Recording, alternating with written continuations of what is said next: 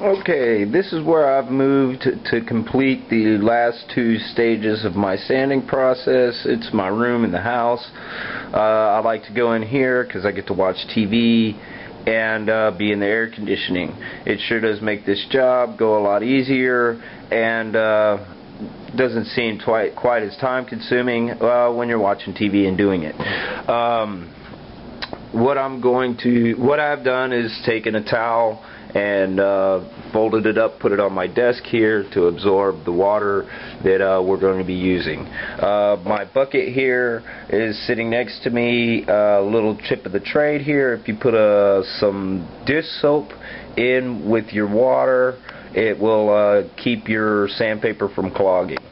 What we're going to use is a 400 grit sandpaper and just a little gray Scotch-Brite pad as a backing, so you don't put any finger scratches, finger grooves in the part itself.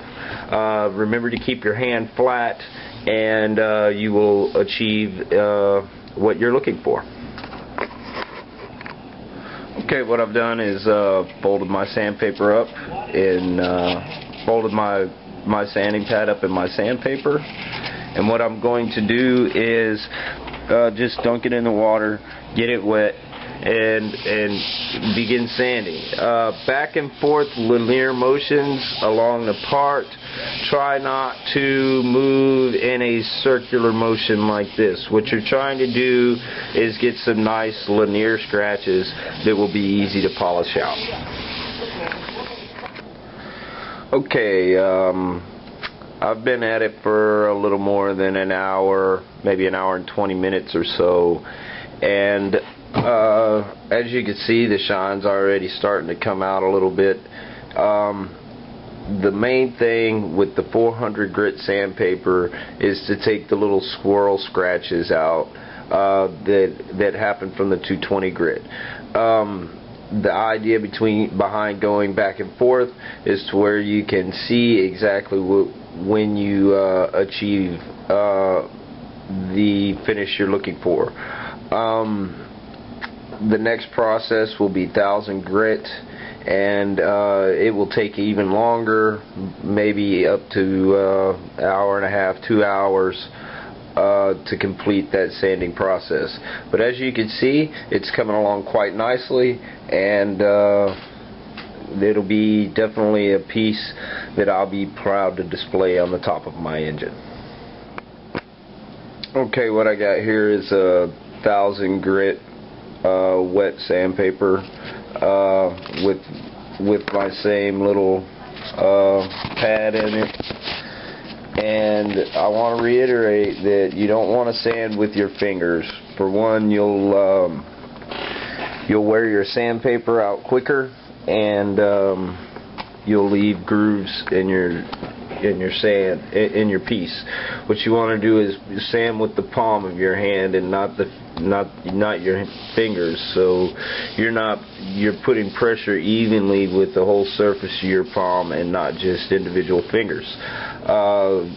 We'll be doing this for quite some time, so I'll see you when I'm ready to start polishing. Okay, it's been about an hour and a half or so, and I've been working rubbing down this piece with the 1000 grit sandpaper. As you can see, it's got a pretty good shine to it already. But it's not shiny, it's still dull. The 1000 grit really puts some fine scratches in it, which should be easy to come out with our rubbing compound. What we're going to use today is Mother's Mag and aluminum polish. I really like it. It works real easily and does a great job. But I'm sure you could use any aluminum polish that is readily available on the market. Get ready to use a lot of paper towels. I've got a whole box sitting right here, and just take your time. Polish, rub.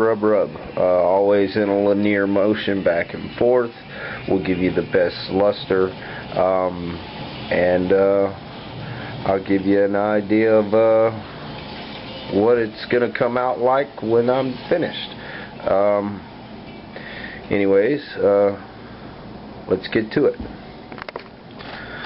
Alright, the key to doing this is just a little bit of compound on your paper towel, and it's a back and forth motion, and you want to work in small areas at a time.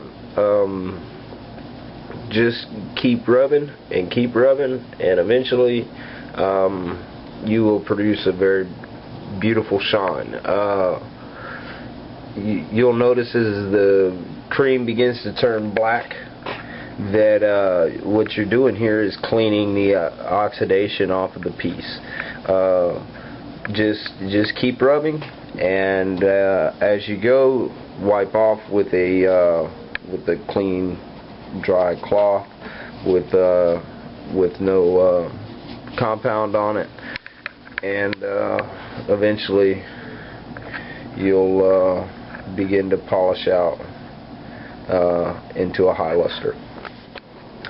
Alright, I've been working on this thing for the past maybe 4.5 hours or so, and it has turned out to be a valve cover that I would be glad to display on my vehicle. It is not perfect shine by far, but it is well more than enough to go under the hood of a car.